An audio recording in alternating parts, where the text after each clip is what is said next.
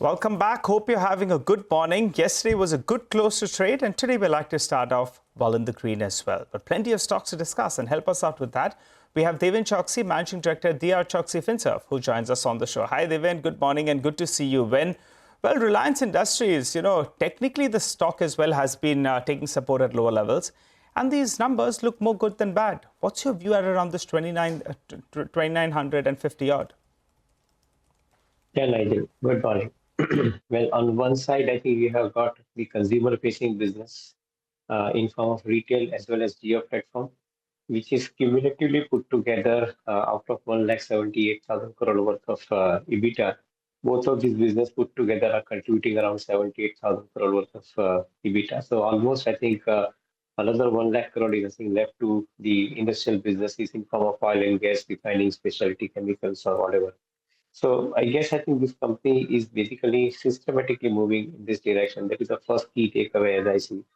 More importantly, in the geo platform business, what I have seen, there is a huge jump in the data consumption, which they have reported. About 148 billion GB of data has been consumed as against 113 billion GB of data in the last year. Now, with this particular higher amount of consumption, this consumption is going to grow further. And with slight improvement in the pricing, probably I think the numbers could spell significantly large amount of improvement for the business as a whole. So that is one catalyst, I think, which I believe is going to play or act, I think, very strongly going forward. And similar situation we are observing in case of retail, wherein I think most of the unique metrics are showing the growth of around 25%, 20 to 25%, including the number of transactions, which is again suggesting that I think the higher amount of consumption-led growth continuing. And most importantly, the EBITDA margin, which is probably the best in the world as I see it, which is at around 8.5% compared to what it was last year, around 7.3, 7.4%. So overall, I think the business situation demands, I think, a good amount of a look once again from the consumer segment point of view. In my viewpoint, I think the business is likely to grow steady. Maybe oil to chemical business in this current quarter and thereafter is expected to show, I think, a stronger performance given the fact that the China-related problems have subsided to a greater extent. So one looks positively to this particular stock going forward with around 15 to 20% kind of an upside in the stock price. Got it. Deven, hi, morning. Talk to us about if you saw the news flow around Mahindra and Mahindra Financial. The fraud which has been detected. What's the road for the stock from here? And if you want to weigh in on Nestle as well, that's the other stock which has got news flow with regards to FSSAI starting a probe, starting to look into the matter. So, yeah, Prashant, good morning. In a way, both these companies are having a negative cash flows to talk about, negative news flows to talk about. And that is where probably I think one will have to be a little bit more gradual in understanding the subject. Of course, corrective actions have been taken by Mahindra and Mahindra Financials. That is a good part. My whole take is that I think there is a serious challenge in the industry as a whole. You don't get enough amount of skilled talent. At the same time, I think the values are compromised because most of the times I think the business pressure is so huge that the managers in turn I think end up taking shortcuts, and that's where probably I think one is finding such kind of situation coming up on the surface. This is going to be a challenge going forward as well, not for one company, but I think for many companies. So that's where probably I believe that the stronger companies would relatively beat this challenge better because of A, their ability to meet the compliance related pressure is far better. B, I think the kind of attracting the right kind of talent and pricing them or providing, I think, the kind of a roadmap to the talent for the long-term tenure in the company is also far better for those larger companies. So I believe that I think one will have to select relatively stronger companies in the portfolio, given the kind of challenge that we are facing, particularly in this kind of finance business, service business, banking business, as we may want to call it as. On Nestle side, yes, I think this company has been, I think, passing through the negative news flows time and again. In past also, they have been subject to this particular situation, this time around with a different product. I believe that I think they would probably take the corrective course and things start picking up. Maybe the stock is giving the corrective advantage to I think those investors who want to buy at lower price in price correction. that may be, I think, a good opportunity to consider if the market gives good price correction from the current levels.